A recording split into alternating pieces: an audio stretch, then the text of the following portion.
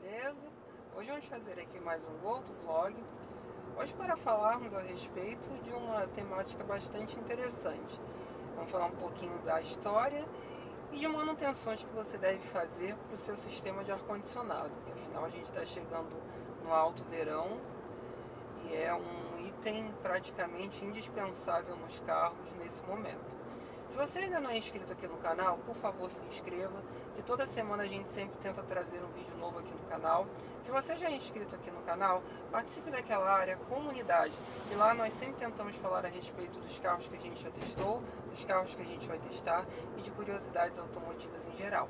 Se você está procurando conteúdo específico de algum veículo, verifique aquela área playlists aqui no meu canal, que lá nós temos diversos vídeos falando a respeito da minha convivência com vários carros que foram meus ou são meus no meu dia a dia. Bom, vamos falar de ar-condicionado. O ar-condicionado nos carros ele aparece no final da década de 1930, num Packard, né? O sistema ele era tão grande que ele ocupava todo o porta-malas do carro na época. As coisas foram evoluindo, os compressores foram diminuindo, Segunda Guerra passou no início da década de 1950, o sistema de ar-condicionado começou a se popularizar nos Estados Unidos, né? Aí passamos a ter como opção desde os carros mais básicos dos line-ups até os modelos de maior capacidade e mais topo de linha que existiam. Por exemplo, você poderia ter um sistema de ar-condicionado num Chevrolet, que era o carro de entrada da General Motors, ou num Cadillac, né, que era o topo de linha da General Motors. As coisas foram evoluindo. Aqui no Brasil, o primeiro carro a ter um sistema de ar-condicionado foi o Willys Itamaraty, lá por volta de 1966, né? E começou, entre aspas, a se popularizar a partir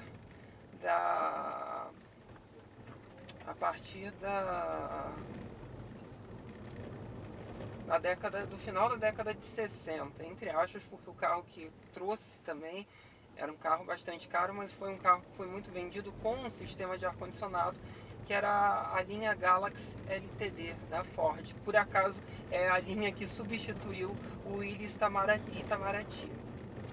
Década de 70 chegou, começou a ter mais carros com sistema de ar-condicionado. O Opala passou a ter nas suas versões de topo o Commodore como opção, o Alfa Romeo 2300, né? Depois o TI4. Os Dodges, né, sempre, né, tiveram também a opção do ar-condicionado, sempre tiveram a opção do sistema do ar-condicionado. E aí chegamos à década de 80, que aí se populariza ainda mais, começa a chegar aos carros médios, né? E aí você tem, por exemplo, os carros médios que voltam a não usar, a não ter o quebra-ventos, que é o caso do Monza, né? Aí isso acabou intensificando ainda mais a questão da popularização do ar-condicionado. Inclusive, o Monza foi um dos primeiros carros no mercado nacional a ter o sistema de ar-condicionado embutido no painel, né? Não era por baixo, né? Como acontecia nos outros carros, né? Na mesma época.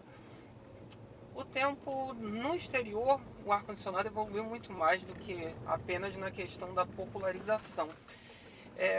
Nós começamos a ter os primeiros sistemas de ar-condicionado automáticos no início da década de 70 já. O que é um ar-condicionado automático? É um ar-condicionado que ele tem um termostato no interior, que ele, quando ele chega na temperatura ideal, ele diminui a sua potência, né? Mistura com o ar quente. E aí ele consegue fazer uma temperatura mais adequada. Agora a gente vai começar o nosso jogo dos 7 erros aqui, né, dos buracos. Então vocês já sabem que eu vou desviar dos buracos, eu tenho visão do que eu estou fazendo, tá bom? Então ali já começa a aparecer os primeiros ar-condicionados automáticos, né, nos Mercedes classe S, né, de topo de linha. Isso veio a se popularizar no início da década de 80 lá no exterior. Por exemplo, o Classe E da época, né, o Mercedes W124, todos os modelos da linha já traziam o sistema automático, né? Que aí você regulava e ainda tinha duas zonas, né? Você podia regular para o passageiro ou para o motorista de maneira independente, o que era uma coisa bastante evoluída à época.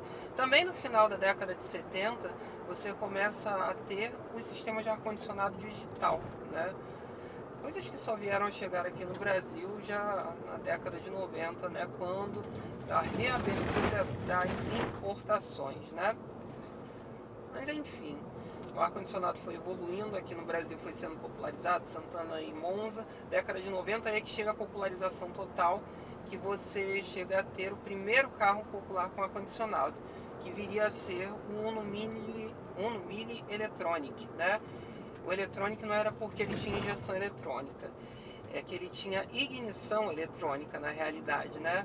Então ele ainda era carburado, mas aí vocês imaginem que era fazer o Uno Mille andar com um sistema de ar-condicionado, um carrinho de 50 cavalos na época com ar-condicionado. Era tenso, né, para fazer o carro desenvolver alguma velocidade. Mas ainda assim foi o primeiro. E também tem uma outra questão histórica. Os compressores foram se tornando cada vez mais eficientes, né? Cada vez demandando menos potência do motor. Isso daí vale para nossas casas também, né? Nas nossas geladeiras e nos nossos ar-condicionados. É só olhar o quanto que uma geladeira em 1988, em 1970, lá para trás, gastava e o que elas gastam hoje. O ar-condicionado então nem se fala, né? Que era o cúmulo do absurdo. Então as coisas foram evoluindo, né? E quando começou a haver a popularização do ar-condicionado nos carros, né, de entrada, principalmente nos carros 1000, eles tinham um sistema que era curioso, que eu particularmente, eu acho ele útil, mas execrável ao mesmo tempo. O que era esse sistema? Ele tinha um clique no acelerador, né? O que acontecia? Quando você exigia mais do acelerador do carro, ele desativava o ar-condicionado momentaneamente, até que você aliviasse o pedal do acelerador e ele reativava o ar-condicionado. Só que você imagina numa cidade com muita subida, praticamente o tempo inteiro em carros que não tinham muita potência na época, né, esses carros populares, faziam, né? Era um sofrimento danado porque você não conseguia utilizar o sistema do ar-condicionado. E depois das chuvas, essas crateras pioraram mais ainda, que já estavam ruins. Mas enfim, das curiosidades do sistema de ar-condicionado, existe a questão da capacidade pública deles, né? A capacidade de resfriamento. Muita gente não sabe, o sistema de ar-condicionado hoje, eu acho que só tem um carro, aliás, dois carros no Brasil que oferecem opções sem ar-condicionado de série, que é o Renault Kwid e o Fiat Mobi, né? O restante todo do line-up brasileiro tem ar-condicionado de série. Mas antigamente ele era cobrado à parte e até nesses carros mesmo é um opcional caro. A média para você botar um ar-condicionado nesses carros de fábrica é aí por volta aí dos seus 3, 4, até R$4.500, né? O que acontece? O sistema de ar-condicionado de carro, ele não é como o de casa, numa determinada parte. Eles têm que ser muito mais potentes, porque o tempo que você passa dentro do carro é muito menor. Ele tem que resfriar muito rápido o habitáculo, né? Então o que acontece? Um sistema de ar-condicionado de carro, ele vai ter aí a média de 16 a 21 mil BTUs. Por exemplo, na sua casa, num quarto médio normal, aqui no Brasil, um ar-condicionado de 6.500 a 7.500 BTUs é mais do que suficiente, né, para conseguir gelar um quarto de maneira adequada. Agora um carro com ar-condicionado desses, ele não serve para nada, porque ele não consegue gelar de maneira adequada, então ele tem que ser bastante potente. Então, quando nós falamos de carros sofisticados, né, de carros de luxo, são aparelhos de ar-condicionado de até 40 mil, 50 mil BTUs. Então é uma potência enorme. 40 mil, 50 mil BTUs são, numa casa, por exemplo, são sistemas para um espaço gigantesco, né, para uma coisa muito grande. Então no carro eles têm que ter uma capacidade pública muito maior para que ele gere muito mais rapidamente, né? Agora vamos falar a respeito da parte de manutenção. A partir da década de 90, os carros passaram a ter sistemas de filtragem do ar externo, né? O que eu considero muito bom, né? O que eu considero muito bom. Porque melhora a qualidade do ar, né? Ele retém como um filtro que a gente tem em casa, né? Geralmente eles ficam por baixo do painel do carro. Pouca gente se lembra de trocar eles, né? E eles têm que ser trocados pelo menos a cada 1 ano ou 10 mil quilômetros, porque de fato eles retêm muita coisa. Eu sei por conta desse carro daqui. Quando eu troquei agora, nossa, o negócio estava preto e tinha sido trocado há 10 mil quilômetros atrás, há cerca de 1 ano. Então é uma coisa que te deixa meio tenso quando você olha, né? Que você pensa, caramba, olha a quantidade de sujeira que ia estar entrando dentro do meu nariz, entrando para dentro do meu corpo, né? Então é uma coisa que choca um pouco, e é para chocar mesmo, porque é para trocar. Aquilo dali tá ali para te proteger. Uma outra questão quanto à manutenção do ar-condicionado é que o sistema de ar-condicionado é um sistema que utiliza muitas mangueiras dentro do motor do carro, né? E geralmente um dos maiores problemas que existem num sistema de ar-condicionado é o vazamento do gás, que ele perde a eficiência, né? Que é o gás refrigerante. Então o que acontece?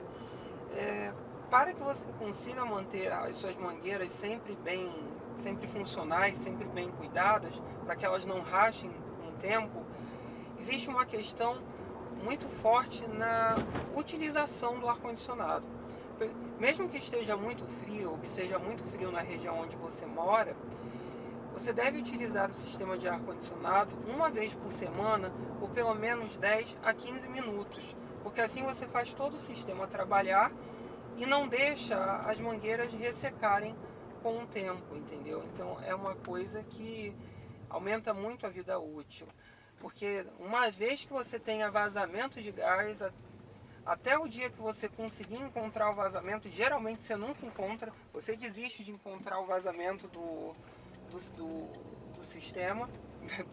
É mais fácil você ficar completando gás de tempos em tempos, né? Então é uma situação bastante chata, né? Uma situação chata e ruim, porque você deteriora o seu carro, o seu veículo, né? Então é outra questão que você tem que se atentar quanto à manutenção. E a manutenção sim, porque você tem que ligar para que ele sempre esteja funcionando. Inclusive vou aumentar aqui a velocidade do meu agora. Então assim, se atentem a esses pequenos detalhes, a trocar o filtro. E também existem outras questões, né? Que aí sim são consertos que são bem mais caros. Consertos de sistema de ar-condicionado, eles já são naturalmente caros, tá? Então, por exemplo, um compressor é uma coisa que pode custar muito dinheiro, mais adequada. Essa questão mesmo, então, pessoal, espero que vocês tenham gostado de mais esse vídeo. Curtam, compartilhem, se inscrevam no canal. Se vocês têm alguma dúvida, postem aí embaixo, com o tempo eu vou respondendo. Se vocês querem que eu teste um carro específico, me informem aí embaixo que eu tento arranjar e falo a respeito das minhas impressões após guiar para vocês. Tá ok? É isso então, pessoal. Valeu!